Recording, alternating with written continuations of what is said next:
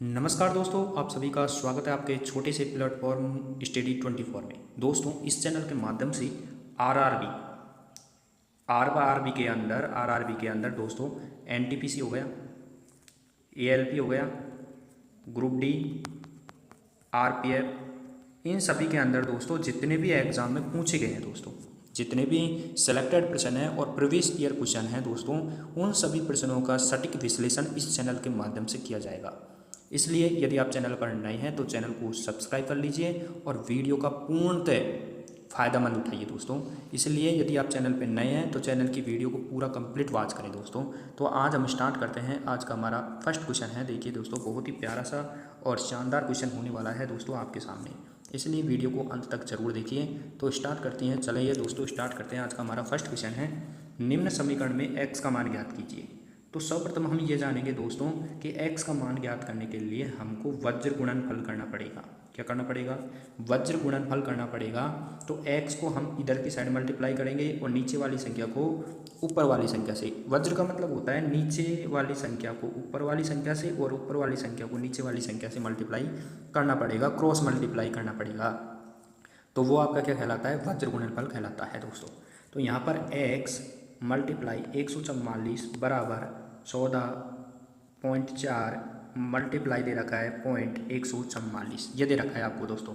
तो जिसके साथ में x लगा हुआ हो, y लगा हुआ हो या फिर z लगा हुआ हो, वो संख्या हमेशा क्या जाएगी दोस्तों? नीचे की तरफ जाएगी। तो x के बराबर होगा 14.4 मल्टीप्लाई 144 भाग कितना दे रखा है? 144 दे रखा है। आगे देखिए दोस्तों यहाँ पर, अब देखिए दोस्तों यहाँ पॉइंट के बाद में कितनी संख्या है? 1, और यहाँ पॉइंट के बाद में कितनी संख्या है? 3। तो पॉइंट के बाद में एक संख्या है तो अपन ने 1 जीरो लगा दी। यहाँ पर पॉइंट के बाद में कितनी संख्या है? 3, तो हमने क्या लगा दी? 3 जीरो लगा दी दोस्तों। बात समझ में यहाँ तक आ चुकी होगी आपके।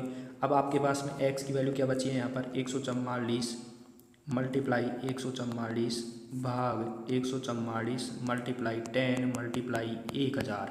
दोस्तों 144 कैंसिल हो जाता है, मेरे पास भी बचता है क्या दोस्तों? देखिए 144 बटे कितना जीरो, नीचे की तरफ कितने जीरो बच रहे हैं? 3 और 1 4। कितने जीरो हैं दोस्तों? 4।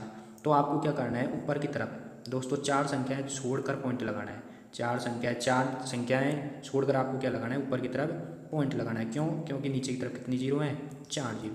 तो आपने क्या किया? 3 तो ये हो गई, 1 जीरो लगाया और यहाँ पर पॉइंट लगा दिया। तो आपके पास में क्या आ जाएगा? 0.0144। तो option number second is right answer, is correct answer होगा। नेक्स्ट क्वेश्चन है हमारा, 14 मीटर लंबी रस्सी को 3 भागों में विभाजित किया गया। देखिए दोस्तों, जिसमें पहले 2 हिस्सों की लंबाई क्रमशः 4.58 मीटर और 4.96 मीटर थी, तो रस्सी के तीसरे हिस्से की लंबाई ज्ञात कीजिए। देखिए दोस्तों, यहाँ पर 3 रस्सी हैं जिसमें पहले, सेकंड और थर्ड मानते हैं, और तीनों की लंबाई कितनी दे रखी है? यहाँ पर 14 मीटर दे रखी है। जिसमें से पहली रस्सी की लंबाई आपको 4.58 दिखाई दे रही है और सेकंड की कितनी दे रही है? 4.96, और तीसरे की हमको मालूम नहीं है। तीसरे के हिस्से की लंबाई हमको ज्ञात करनी है और टोटल कितनी दे रखी है? यहाँ पर 14 मीटर। अब आपको क्या करना है दोस्तों? इन दोनों को जोड़ना है। जब आप यहाँ पर इसको ऐड करते हैं तो 8 और 6 14, हासिल 1, 9 और 1 10 और 5 15, हासिल 1 4 4 8 और 1 9। तो क्या आ जाएगा? 9.54 प्लस x बराबर 14। तो यहाँ पर x की वैल्यू आपको फाइंड आउट करेंगे तो 14 में से क्या घटाना पड़ेगा आपको दोस्तों? 14 में से क्या घटाना पड़ेगा? 9.54। तो 9.54 आप घटाते हैं तो क्या आएगा? 10 में से 4 गए तो दोस्तों 6, फिर 9 बचेंगे, ये 9 में से 5 गए तो 4, और यहाँ पर कितनी बचेंगे? 13, और 13 में से 9 गए तो दोस्तों कितने आएंगे?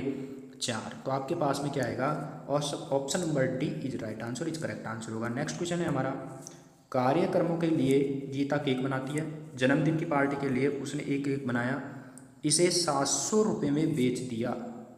केक बनाने के लिए सामग्री की लागत कीमत कितनी है दोस्तों? 350 रुपये थी।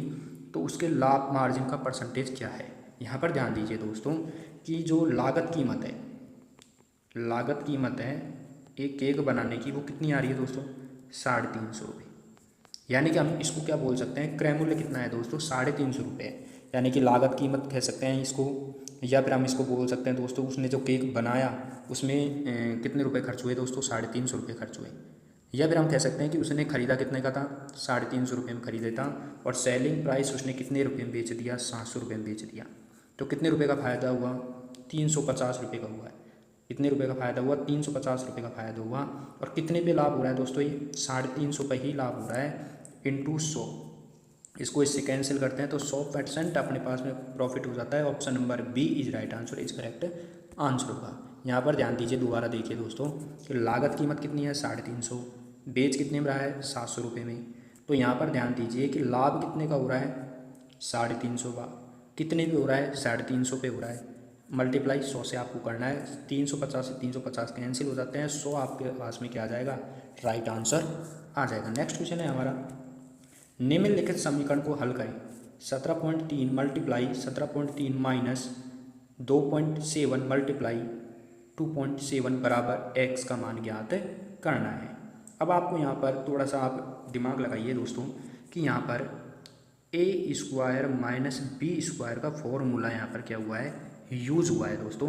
और A square minus B square का सूत्र क्या होता है, A square plus B square minus 2ab, जो दोस्तों गलत है, जो दोस्तों क्या है, गलत है। तो इसका क्या होगा, यहाँ पर ध्यान दीजिए कि यहाँ पर जो होगा दोस्तों, यहाँ पर क्या होगा, यहाँ पर देखिए दोस्तों, बहुत ही शानदार सवाल है दोस्तों कि ए स्क्वायर माइनस बी स्क्वायर का जो सूत्र होता है वो होता है ए प्लस बी और ए माइनस बी। अब ए की वैल्यू क्या है, यहाँ पर ए की वैल्यू है 17.3 और बी की वैल्यू क्या है यहाँ पर 2.7। जब ए प्लस बी करते हैं तो इन दोनों को ऐड करते हैं, 17.3 प्लस 2.7 मल्टीप्लाई ए माइनस बी, 17.3 माइनस 2.7। बात समझ में आ गई होगी दोस्तों। यहाँ पर कि क्या करने जा रहे हैं, यहाँ पर क्या किया है दोस्तों कि ए हमने माना है 17.3 और बी माना है हमने 2.7। तो ए को ए से मल्टीप्लाई किया है तो ए स्क्वायर आ गया, ए को ए से मल्टीप्लाई, बी को बी से मल्टीप्लाई किया है तो बी स्क्वायर आपके पास में आ चुका है। और इसका फॉर्मूला होता है ए प्लस बी ए माइनस बी। तो ए प्लस बी के अंदर अपनी वैल्यू पुट की है और ए माइनस बी के अंदर अपनी वैल्यू पुट की है। तो 17.3 प्लस 2.7 करते हैं तो हमारे पास में आता है 7 और 3 10 हासिल 1 और 17 और 2 19 अरे 20, यानी कि 20.0।